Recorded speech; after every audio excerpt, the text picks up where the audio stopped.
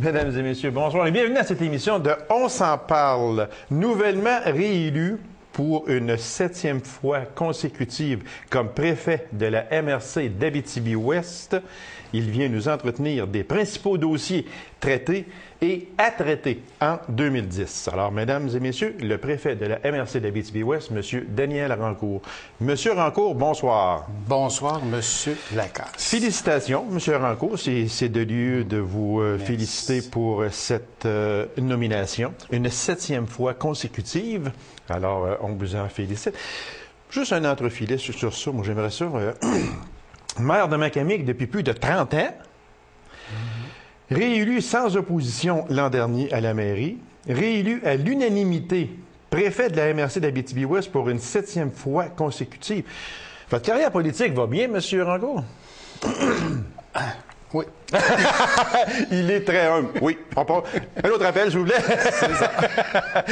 Non, mais juste pour... votre carrière politique va bien, que ce soit à la mairie de Macamic ou que ce soit comme préfet de la MRC.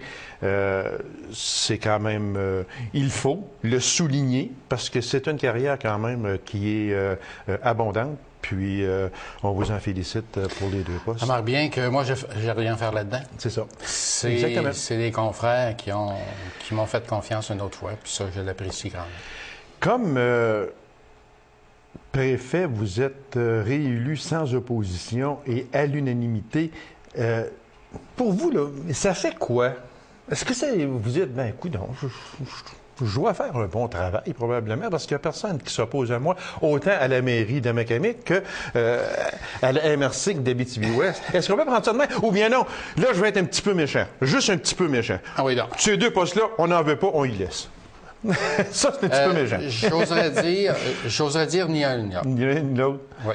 Je pense que autant que comme maire que comme préfet, ce sont des tâches qui sont de plus en plus exigeantes. Oui, ça, c'est sûr. Okay? Oui, oui. Les dossiers... Surtout avec les nouvelles lois. Voilà. Ils nous arrivent, là, puis on les souhaite pas, mais ils nous tombent dans notre cour quand même. Exactement. Fait qu'il faut être là. Moi, je crois que le rôle de préfet dans une MRC, c'est un travail qui est presque à temps plein.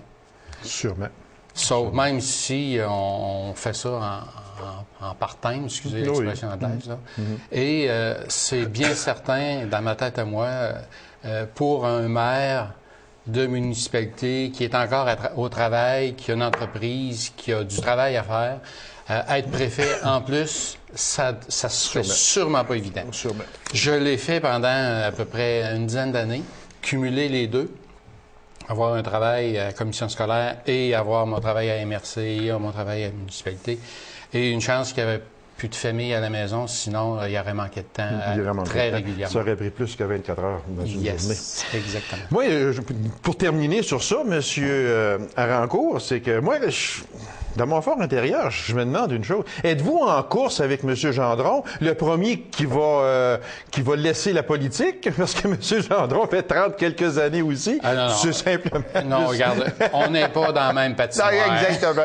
La patinoire, il y en a une couverte, puis l'autre à ciel ouvert. C'est un peu ça. Puis on pèle de temps en temps. Vous pelletez, mais pas gros que cette année, puis on laisse ça de même aussi. Voilà. Monsieur Rancourt, on va parler très vitement, là, parce que je ne vais pas aller sur ça en profondeur. On en a déjà parlé beaucoup. Mais dans les dossiers traités, on les ferme et c'est fini. L'aéroport de la Sarre, centre de valorisation des matières résiduelles, surtout aéroport. Est-ce que le dossier est terminé, c'est fait? Est-ce que c'est à la satisfaction aussi de la MRC? Bien, écoutez, l'aéroport, c'est un dossier qui était pris en charge par la ville de la Sarre. Oui, c'est ça, exactement. À quelques reprises, M. Hood a demandé l'appui de la MRC. À chaque fois qu'il a demandé l'appui, on a dit « Qu'est-ce que tu veux? » Il nous disait « Bon, ben regarde, je vais vérifier, puis je vais vous revenir. » Finalement, son dossier s'est réglé avant même qu'ils viennent à la table des maires pour être capable qu'on puisse faire au niveau politique, qu'on puisse faire des interventions. M. Hood s'est organisé, puis je pense qu'il s'est bien organisé. Oui, parce que le dossier a été mené à bon port. Voilà, puis les résultats sont là, puis l'aéroport va fonctionner. Donc, tant mieux. Maintenant, pour ce qui est de l'autre dossier qui est qui est au téléphone, c'est ça? Voilà, c'est ça, on s'excuse. Habituellement, on dit aux gens avant, mais on l'a oublié, fait que ce n'est pas plus grave que ça. Je suis rendu que c'est pas monsieur le premier ministre qui vous a appelé là. OK, c'est bon. Donc, si on prend le dossier des matières résiduelles, c'est un dossier qu'on termine maintenant, Oui, sauf qu'il faut maintenant opérationnaliser tout ça. Peaufiner tout ça, puis Voilà. c'est ça, puis qui Parce reste à qu'on faire. sait qu'actuellement, là, on va enfouir à la ville de La Sarre encore. On devrait enfouir jusqu'au 15 février. Février, OK. À partir du 15, on devrait transborder vers le site de Rouyn-Noranda. Donc, au moment où l'émission va passer, ce sera chose faite, puis on sera rendu à transborder du côté Et de Rouyn-Noranda. beaucoup de questions de la part des concitoyens, c'est de savoir nos encombrants. Oui, nos- les fameux encombrants. Voilà, les tanks à eau chaude, Les gros morceaux. ouais, les gros C'est morceaux, les morceaux de construction, qu'est-ce qu'on fait avec? Parce qu'actuellement, on n'a plus de place pour les mettre, là. On sait qu'à partir du moment où le centre de transbordement va être en opération, OK. il va y avoir à l'intérieur de ça ce qu'on appelle un éco-centre où on va être capable de récupérer ces matières-là. La seule particularité, c'est qu'au moment où on va commencer, c'est que les petits éco-centres ne seront pas ouverts aux alentours. Donc, les personnes, si vous avez un vieux chauffe-eau puis vous voulez vous débarrasser, vous êtes tanné de l'avoir dans le garage, vous allez être obligé de le prendre avec votre trailer, vous l'emportez au centre de transbordement à La Sarre, ils vont s'en occuper. C'est donc dire que celui-là qu'on avait au bout du rang 2, là, comme on appelle, là, vers entre Autier et Macamic, on pouvait aller porter du stock là, l'ancien, mais là, on ne pourra plus. On ne pourra plus. Fait que tout va se faire là, au centre de transbordement sur la route 111, là, entre Macamic et La Sarre. Là. Une grosse bâtisse blanche. Le dôme rond. C'est ça, exactement. Puis il y a une petite bâtisse à côté. La particularité, c'est qu'au niveau du territoire, on s'était dit au départ qu'il y aurait 3 écocentres pour faire la récupération Oui, comme on faisait avant. oui. Et ces écocentres-là devraient être situés. Il y en a un qui est déjà prêt à être opérationnel à Dupuis. OK. C'est l'ancien site de Dupuis. Il devrait en avoir un à Autier. C'est l'ancien site. Sauf que lui, il n'est pas organisé encore. Donc, OK. il devrait s'organiser au printemps ou si on décide de faire autrement. Parce que la particularité qu'on a, c'est que si on prend la position qu'on avait souhaitée, il devrait aussi y en avoir un dans le secteur sud. OK. Dans le coin de Sainte-Germaine, etc. Ces coins-là, OK. Mais la particularité qu'on a à travailler dans cette situation-là, c'est que les gens qui sont dans un rayon, par exemple, d'une quinzaine de kilomètres, exemple, vous, à Macamic, vous déplacez vers Autier, l'ancien site, Ou vers La Sarre. aller vers La Sarre. C'est la même distance, probablement. C'est la ou à même peu près, distance. OK. Et la particularité, c'est que si on va les porter à l'ancien Il site, faut aller les chercher. les rapporter au centre par après. Donc, est-ce qu'on va laisser, puis là, la discussion est ouverte, est-ce qu'on va laisser la position des écocentres telle qu'avait été planifiée se faire, ou on ne décidera pas de mettre un centre de récupération plus loin pour obliger jusqu'à un certain point ou encourager les gens plus proches de La Sarre d'aller vers La Sarre directement. Exactement. Donc, Parce c'est- qu'à La Sarre, on sait que le centre va être ouvert à la semaine longue, OK. alors que Tandis les que éco-centres, ça va être ici, c'est peut-être juste les samedis juste avant-midi les ou les samedis. après-midi. C'est donc dire que ce dossier-là est encore en cours Voilà. au moment où l'on se parle. On est à fignoler, donc. C'est ça. Monsieur Rancourt, une question qu'on n'avait jamais abordée. Je l'avais tout le temps dans mes notes, mais seulement qu'on n'avait jamais le temps. Fait que là, on va commencer Par lui. Par lui, si vous me permettez. Vous m'en avez pas parlé. Non, du tout, du tout. Je ne parle pas de mes questions jamais à mes invités politiques. Ah oui.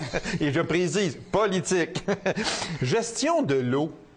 Est-ce que c'est... on avait parlé un petit peu, là. C'est quoi exactement ça qui s'en vient? Il paraît que c'est un dossier quand même qui est fort important. C'est un dossier qui est important. La MRC comme telle, elle n'a pas encore été interpellée trop. OK. On sait, là, vous avez entendu parler probablement là, de la situation des bassins versants. Oui. On sait qu'au Québec, la politique veut qu'on traite toute la question de l'eau par bassin versant. OK. Puis on sait qu'exemple, l'Abitibi-Ouest, si une partie va dans le nord, puis l'autre partie va dans le sud. C'est ça, exactement. Donc là, on sait qu'il y a eu la mise en place d'un comité de bassin versant pour l'Abitibi-Témiscamingue. Sauf que là, nous, on dit, oups, Abitibi-Témiscamingue, on voit que ça se dirige beaucoup plus vers le sud, puis que nous, on s'en va vers le nord. C'est ça. Donc là, nous, on a au niveau du territoire, non pas nécessairement au niveau de la MRC, mais des organismes du milieu, on a dit, on voudrait avoir notre organisme de bassin versant. Et là, on est dans nos balbutiements. Et donc là, il faut se faire reconnaître par le ministère. Il y a des montants d'argent qui vont être là pour faire des tables de concertation, de discussion, pour voir comment ça pourrait être fonctionnel. Donc, au moment où on se parle, on est à peu près là. Fait que c'est quand même un dossier qui est fort important, la première des choses. Qui va prendre de l'importance. Beaucoup, beaucoup, beaucoup. Oui. J'en suis persuadé, parce que l'eau, on en parle énormément. Le gouvernement est dans ça aussi. On presse le gouvernement un peu d'essayer d'avoir une taxe sur l'eau aux grandes entreprises, surtout parce qu'ils prennent énormément d'eau. Je parle simplement, les moulins de papier prennent de l'eau énormément. Alors, c'est une richesse, mais elle n'est pas inépuisable. Voilà. Et l'autre réalité, si vous avez, par exemple, toutes les entreprises qui font de l'embouteillage d'eau, aussi, exactement. il n'y a pas de redevance. Absolument pas. Alors, donc, c'est tout ça qui doit être mis en place. Puis prenez exemple, juste l'escale d'exemple de Saint-Mathieu. Oui. Où actuellement, je pense que dans la période de Noël, M. Gendron a été obligé de faire une intervention pour demander à la ministre de dire « Hey, on protège. Protégeons, parce qu'actuellement, tout peut se faire à peu près n'importe où, n'importe quand, n'importe comment. » Exactement. Donc ça, c'est un dossier qui s'en vient et qui va faire son petit bonhomme de chemin dans un premier temps et probablement qui va prendre de l'ampleur avec le temps aussi. Et c'est un dossier qui va être piloté chez nous par la MRC.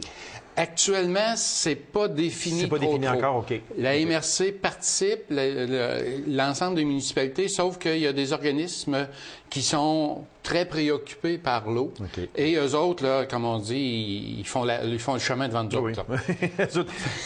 Ils font le tracé puis suivez. En bon québécois, ils battent la traîne. Fait que c'est un dossier à suivre, M. Arancourt. Schéma de couverture de risque en sécurité incendie. Ça, là, ça fait longtemps qu'on en parle, mais c'est pas facile. Ça fait 10 ans. C'est ça, exactement. C'est pas facile. Moi, si je vous demandais, là, au moment où l'on se parle, on est en février 2010, le dossier, il est rendu où? Puis, est-ce qu'il est approuvé? Là, on va parler pour toujours MRC d'Abitibi-Ouest.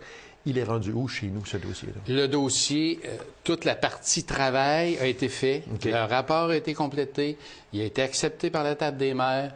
Et puis, en même temps qu'on faisait le rapport, on se validait avec un monsieur très spécialisé dans le secteur de Rouen qui en a vu d'autres schémas de couverture de risque. Et ce monsieur-là, il nous a suivi toutes les étapes. À chaque fois qu'on faisait un chapitre, on lui envoyait. On faisait les modifications qu'il nous demandait de faire. Et là, le dossier est rendu à Québec. Donc, le dossier est pour approbation. Maintenant, le ministère a 90 jours, je crois, avant de pouvoir donner une réponse. Bien, il faut qu'il donne une réponse dans les 90 jours. Donc, on est en attente de cette réponse-là. Oui. À un certain moment donné, M. Rancourt, on avait parlé de ça, parce qu'on en parle souvent, mais ça fait quand même 10 ans, comme vous dites. On en avait parlé, puis on disait que le gouvernement veut administrer les MRC dans les régions, surtout, comme si c'était... pour la ville de Montréal ou pour les grands centres, si vous me... Puis, c'était quoi, là, à ce moment-là? On disait, c'est beaucoup... Ils demandent énormément, mais on n'est pas un grand centre comme Montréal, Québec, Sherbrooke, Trois-Rivières. Monsieur Lacasse, il faut, pour être capable de comprendre ce dossier-là, il faut un petit peu reculer en arrière. OK. Puis ça, là, lorsqu'on parle de schéma de couverture de risque, c'est pas pour rien que c'est là. Parce que si on regarde, parce que le gouvernement, il voit, comme on dit, il voit l'ensemble. Il voit l'ensemble. Et lorsqu'il regarde les coûts couverts par les polices d'assurance sur les feux au Québec, et prenons l'exemple, feu en Ontario. On sait qu'au Québec, le coût des frais de réclamation aux assurances des feux est presque le double au Québec par rapport à l'Ontario. OK. Donc, on dit... Puis là, on se pose comme question, comme dirigeant d'une province, on dit, pourquoi ça coûte deux fois plus cher en frais en Ontario que Québec? Et là, le gouvernement a dit, on va étudier la situation. Fait que là, ils ont commencé à regarder, c'est quoi qui fait la différence entre ce qui se passe au Québec et ce qui se passe en Ontario? Et là, le premier élément qui est sorti, c'est de dire, est-ce que le monde qui vont sur des feux, est-ce qu'ils ont une formation? 1. 2. Est-ce que l'équipement qu'ils ont entre les mains, est-ce qu'il est conforme à certaines règles? 3, lorsqu'il arrive un feu, est-ce que le nombre de pompiers qui se présentent, est-ce que c'est suffisant? Donc, là, à la lumière de tout ça... c'est 3 grosses questions. Là. Voilà. Ouais. Donc, là, le gouvernement, puis nos responsables, c'est pas tous des innocents, ce monde-là. Lorsqu'ils ont regardé la situation, ils ont dit, oups, Si on fait la différence entre l'Ontario et le Québec, en Ontario, depuis plusieurs années, les pompiers sont formés obligatoires. Ce que l'on n'avait pas au Québec. Nous autres, on en avait ici, mais c'est ça sur une base facultative. Oui, c'est ça, exactement. Si tu veux y aller, vas-y. Voilà. Donc là, c'est obligatoire. Tu veux être pompier, tu vas te former. Puis tu vas être formé avant d'être pompier. Parce que tu peux pas être pompier. Non. Puis tu dis, je vais m'inscrire à la formation, puis je vais m'en va sur un feu. C'est mettre la charrue en avant des bœufs. Là. Voilà. Donc ça, c'est un des éléments. L'autre élément que le ministère a dit, les équipements qui sont là, est-ce qu'ils sont conformes? Est-ce qu'ils sont capables de répondre à certaines exigences? Est-ce que vous avez un volume d'eau assez important pour être capable d'attaquer un feu?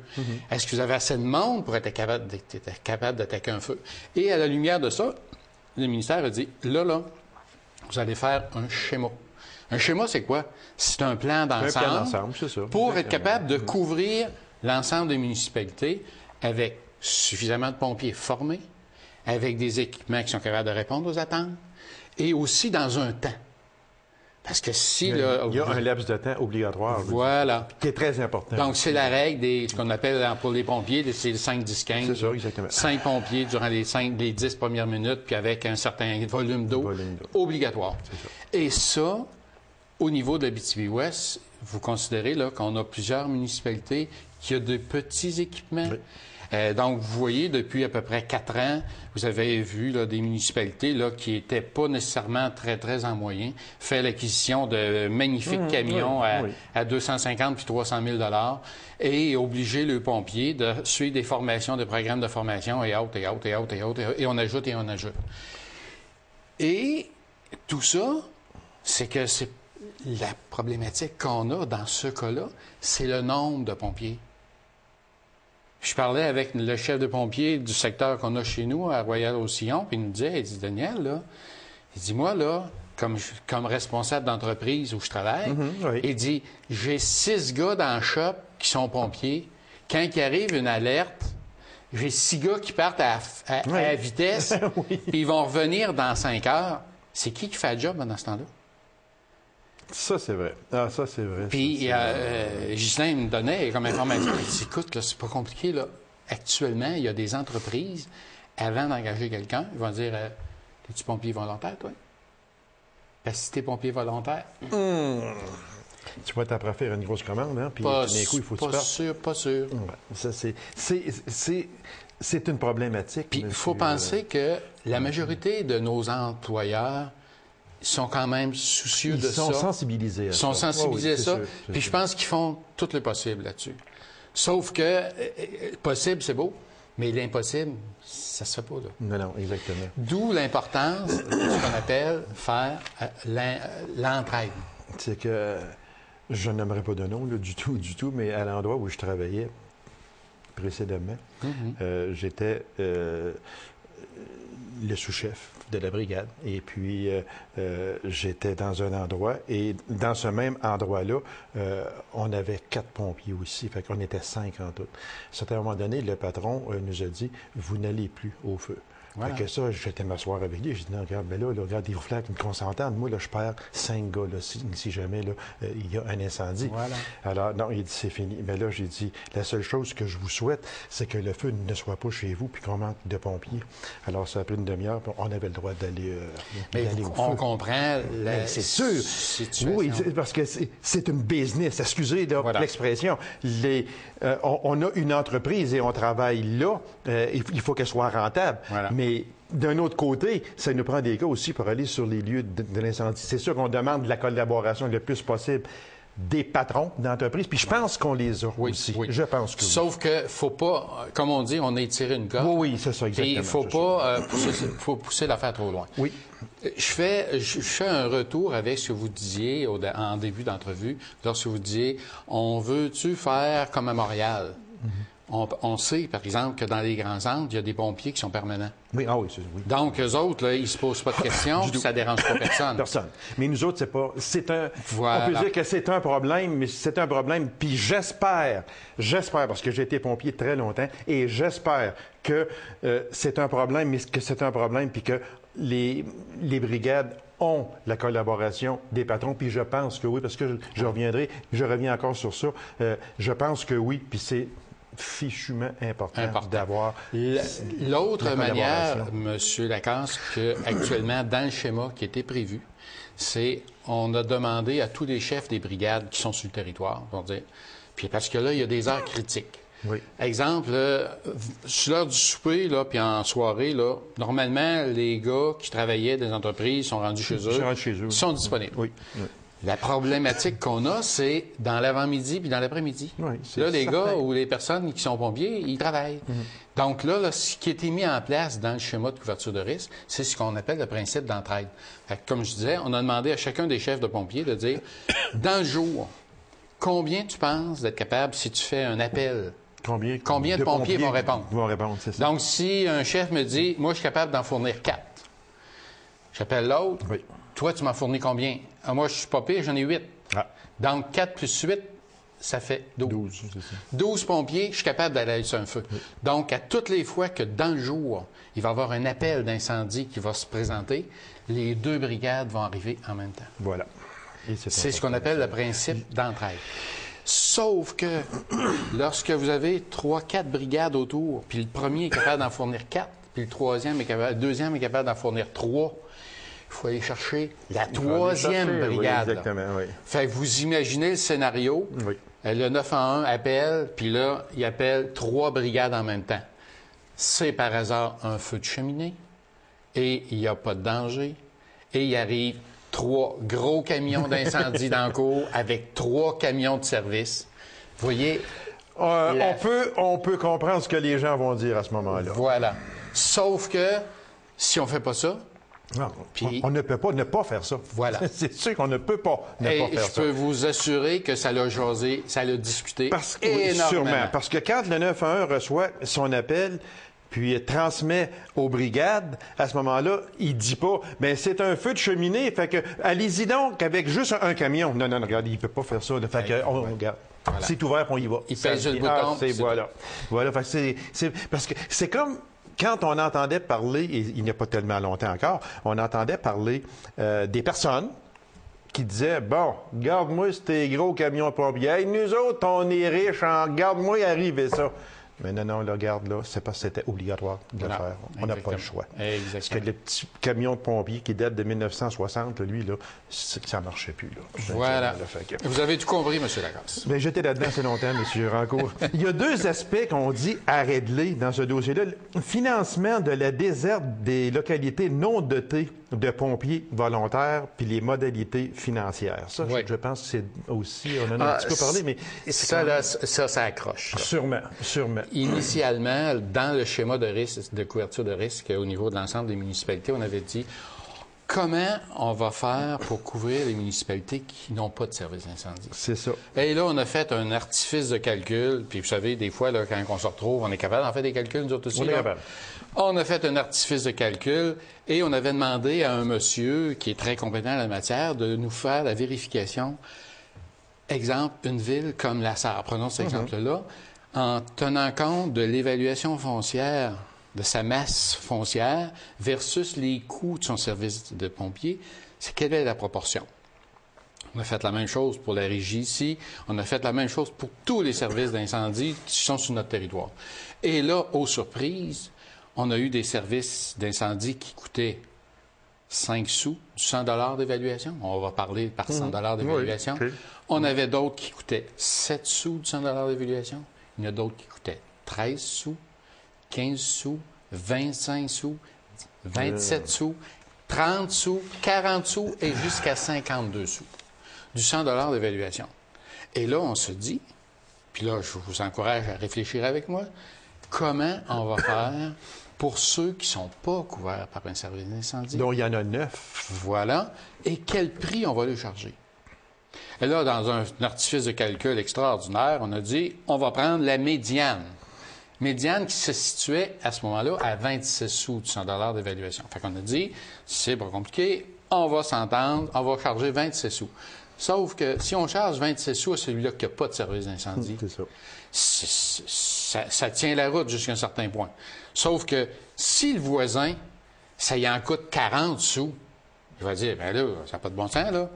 je te donne un service à 27, moi, il m'en coûte 40. Puis, OK? c'est vrai, non, c'est vrai. Oui. Et à l'inverse, si on est dans une municipalité où ça y en coûte 5, elle dit, ben là, la personne, cette municipalité-là, elle est morte de rire, là. Elle dit, regarde, moi, ça m'en coûte 5, puis je t'en charge 27. Et là, au départ, ça avait grondé au niveau de la table des maires, sauf que finalement, ça avait l'air à passer. Sauf que le monde sont retournés chez eux, puis ont commencé à discuter, puis ont commencé à évaluer ça, puis ils ont dit, hey, arrête ça, là, ça n'a plus de maudit bon sens. Initialement, ce qu'on voulait, c'est d'avoir un coût uniforme. C'est ça. Sauf qu'à la lumière de ça, On ne pouvait pas le faire. on ne pouvait pas le faire. Fait qu'on a dit aux municipalités, regardez avec votre voisin, puis essayez de vous entendre. Ça, il y a des gens qui ne sont pas contents de cette situation-là parce qu'ils auraient souhaité que ce soit uniforme partout. Mais on a dit, au global, regardez, cette partie-là, on la laisse entre municipalités à négocier entre vous autres.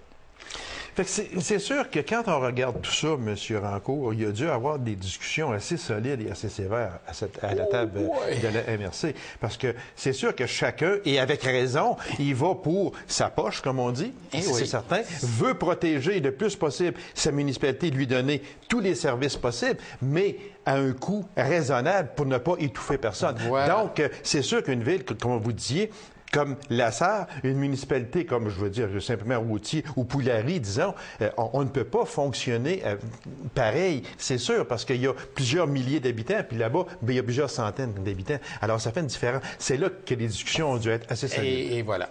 Puis, je vous dis, là, la dernière réunion de la MRC qu'on a eue au mois de janvier, une mairesse qu'on a sur notre... À un moment donné, elle dit, là, moi, là, je suis pas d'accord avec ça, là. Là, on n'a pas les moyens, nous, de payer ce prix-là. Fait que là, le voisin qui avait un service d'incendie, ben regarde, il dit, moi, là, ça me coûte 2 fois plus cher que ça. Elle dit, ça, c'est pas mon problème. Moi, je sais que je payerai pas ça. Puis, on comprend la dynamique. Sûr, hein? oui, c'est sûr. Très vitement, il reste une minute, M. Rancourt. Les grands dossiers de 2010? 2010, schéma d'aménagement. OK. Schéma d'aménagement, là, c'est l'ensemble du territoire. Développement, aménagement qui s'en vient, qui va prendre de l'ampleur, et un tout nouveau dossier que certaines municipalités ont commencé à se faire sensibiliser. Puis c'est particulier parce que là, c'est des firmes d'ingénieurs qui nous sensibilisent à ce dossier-là. Okay. C'est tout le carbone. Oh! OK. Là, on parle de la taxe du carbone à plusieurs reprises. Vous entendez ça parler des nouvelles? Là? Ah oui. Et le gouvernement a mis des programmes d'aide pour aider les municipalités à diminuer leur consommation de carbone, c'est-à-dire à améliorer leur efficacité énergétique. Et on s'en va là-dedans. Donc, dans 10 ans, on va parler de carbone. Tout un dossier, monsieur. Voilà. Et de beaux dossiers également pour la MRC. Merci infiniment. Puis, je vous remercie de votre visite et on va sûrement se revoir. Au plaisir. C'est moi qui vous remercie, monsieur Rancourt. Merci d'avoir été là, mesdames et messieurs. C'est un rendez-vous à une prochaine émission dont on s'en parle. Bonsoir et bonne semaine.